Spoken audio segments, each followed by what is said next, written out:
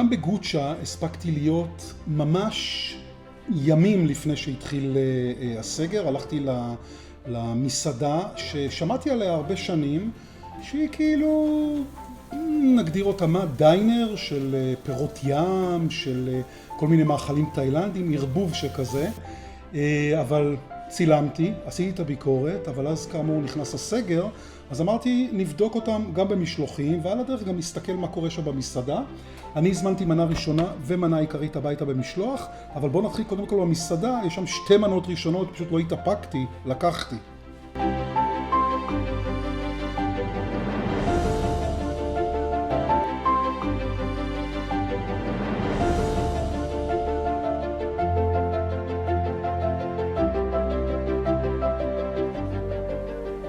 שלום. שלום. מה שלומך? בסדר גמור, מה זה? זה יצירת תפריט. אומנות. יש לנו את העסקיות שלנו בבחירת מנה עיקרית, בתוספת 16 שקלים, אתה בוחר מנה ראשונה, לחם ושטריקו. פפאיה, מה הקשר? סלט פפאיה. אבל מה לכם? אתם תאילנדים הפכתם להיות? לא, אבל זה לא פפאיה, מסעדת דגים? סלט פפאיה שלנו הכי טוב בעיר. אתה מתחיל? אני ככה? לא. אוקיי, אז תביא לי סלט פפאיה, כבר החלטנו. אתה אוכל חריף, בוטנים, אני כוסברה. אוכל סלט פפאיה אותנטי. אני אביא לך בינתיים כוס מים? לא.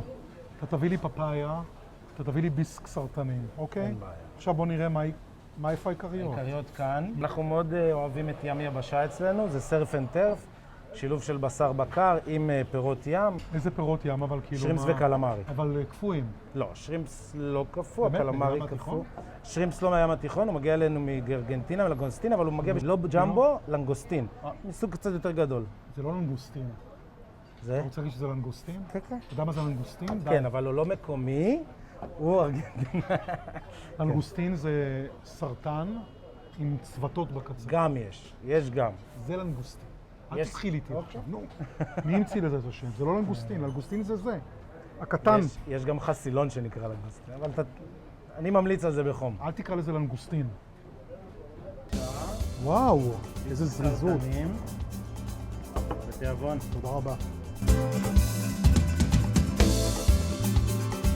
טוב, ביס סרטנים זה דבר שאני מאוד אוהב. עבודה מאוד קשה של ציר, של הראשים, של כל הפירות ים, של כל השאריות שמתבשלים ומוסיפים. עבודה קשה, זה מאכל מפרובנס. מפתיע שטוב לי, טעים לי.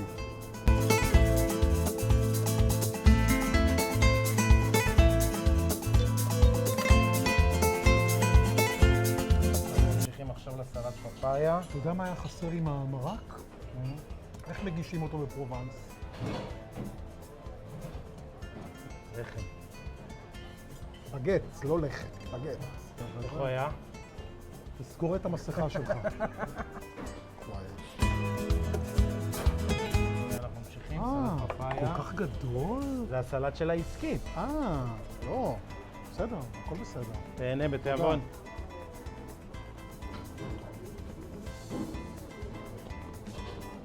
זה גם כן, וואו, ממש מזכיר לי את תאילנד, אני בהלם. מה קורה פה? לא חריף אבל. הבנתי פתאום, לא חריף בכלל.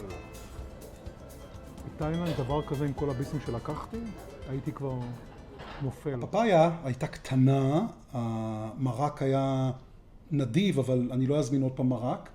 אבל אני גם לא אזמין עוד פעם פפאיה. הזמנתי, במשלוחים יש להם אפשרויות מאוד מאוד מועטות למנות ראשונות. רגע, רעש. הזמנתי קלמרי, יש להם מנה כזאת ראשונה. זאת. תכף נראה. וואו, נראה שהזמנתי יותר מדי אוכל, בלי שתכננתי. איך מנה ראשונה ומנה עיקרית כל כך הרבה דברים?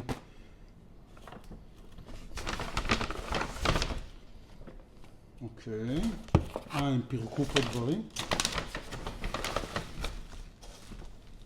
קטשופ ומיונז. לא, אני משתגע מהדברים האלה.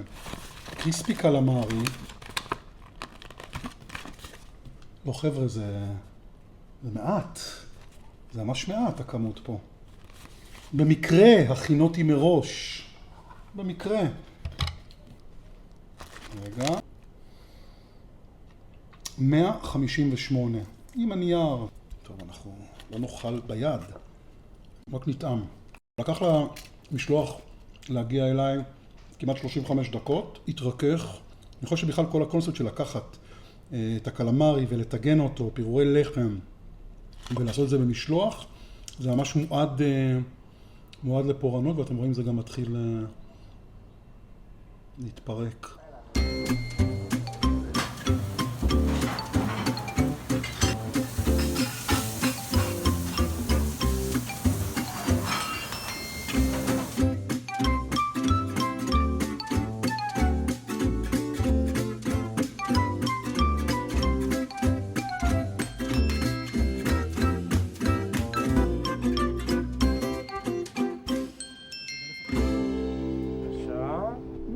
קארי סרף אנד טרף. וואו, עם המחבת. פילה בקר על שרימפס וקלמרי ברוטב של קארי אדום וירקות גינה. לזה אתה קראת לנגוסטין? לא, לנגוסטו, אני התבלבלתי שם, אמרתי ארגנטינאי, לנגוסטין, יצא לי בסוף נון סופית. תיכנס, תחפש תמונה של לנגוסטין, הוא מוריד לך את האף עם הצוותות שלו. שאני עכשיו מסתיר אותו עם כן. בתיאבון. תודה. נתחיל עם השרימפס הארגנטינאי אולי?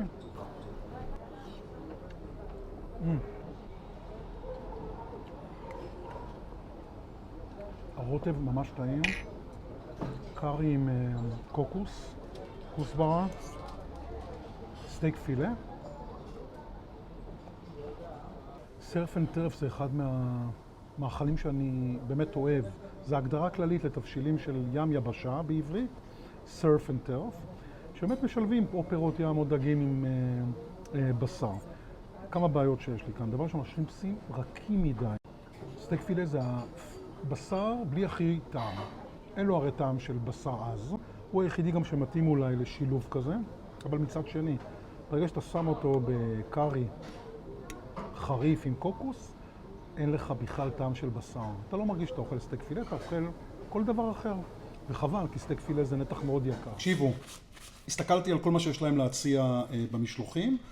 בעיקריות דווקא יש להם מגוון גדול, וגם את המנות שאכלתי במסעדה, גם המנה שאכלתי. אני אבל אמרתי, בוא נלך דווקא לקראתם וניקח איזה משהו שכולם עושים משלוחים, וזה המבורגר. אבל איזה המבורגר יש להם מעניין? יש להם שרימבורגר, שזה נחמד. המבורגר שמכינים אותו מהבשר של השרימפס, אכלתי כאלה הרבה. יש את זה בכל כך הרבה מסעדות, בתל אביב, באילת יש את זה בכמה מסעדות, לא משנה. ואז הם מביאים לי פה את הלחמניה, אני מניח. כן, הלחמניה, יפה. שזה נחמד, שאנחנו לא נצטרך ככה, שהיא לא תראה... הלכתי לתת להם מחמאות, אלוהים, איזה דבילים. רציתי להגיד, יש לחמניה, בלי שום דברים שירטיבו אותה. נו, בבקשה. ככה היא באה לי מהמשלוח עם עגבניות ורטובות, וזה כבר, תראו, איזה טמטום, אתם כבר עושים הפרדה. לא, אני לא מאמין מה קורה פה. זה המבורגר או מרק? למה זה בנוזל, אם אני אמור להכניס את זה לתוך לחמניה? יש לזה ריח של שום מטורף. למה אני צריך את השיפוד הזה, שהוא כבר לא חמים? אל תגידו לי ששרימפבורגר מבחינתם זה לקחת המבורגר רגיל ופשוט לדחוף עליו שיפוד של שרימפסים? אין מצב. אני אוותר על הלחמניה, בכלל אי אפשר להכניס בשר ששוכב ברוטב, קציצה ברוטב לתוך לחמניה, היא גם ככה רטובה, היא תטבע פשוט. הלכה הלחמניה, יו, אני בהלם. אנחנו בודקים את הדבר הזה. לא, זה בשר. ואיזה רוטב זה. טוב, על החיים ועל המוות. תראו, זה מטפטף.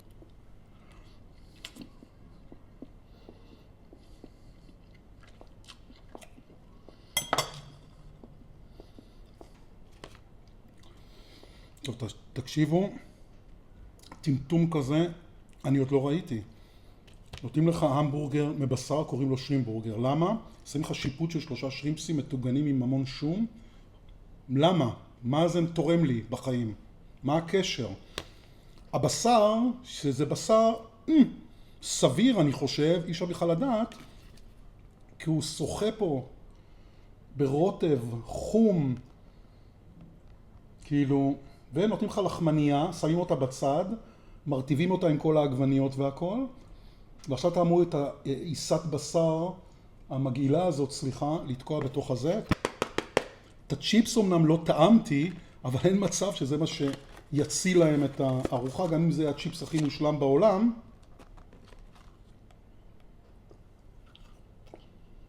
זה לא.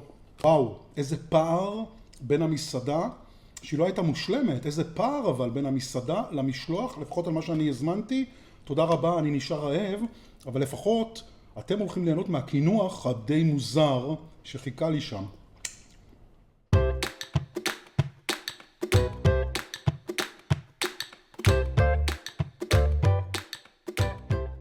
טוב, זה מושחת.